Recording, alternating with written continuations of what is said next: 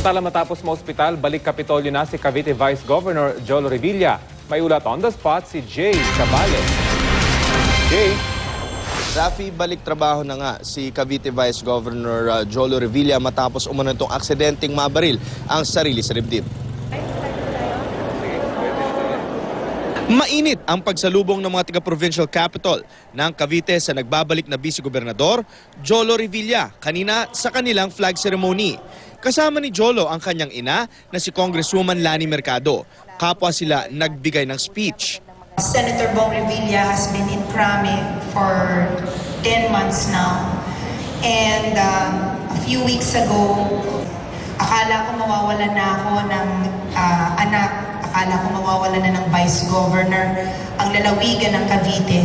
But God truly has a purpose in our lives. Tunay na gumanda ang araw ko ngayon dahil nakarahap ko kayo lahat. At siguradong miss na miss ko kayo. 60 araw na pahinga ang nirekomenda ng doktor kay Jolo. Ngunit mas pinili pa rin itong magbalik trabaho.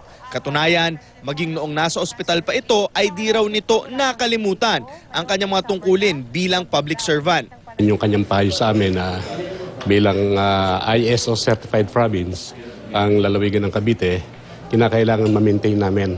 Muling ginit ng vice-gobernador na hindi totoo na ang insidente ay paghakot lamang ng simpatya para sa kanyang pamilya. Lalong di rin daw totoo na problema sa love life ang dahilan.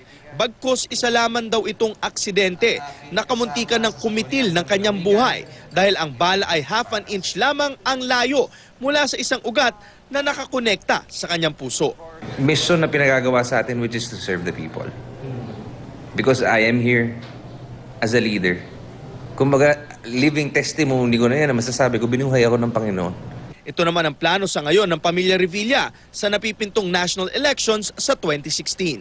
Baka tayo tumakbo ng alkalde ng lungsod ng Bacoor and Mayor Strike will be running for Congress.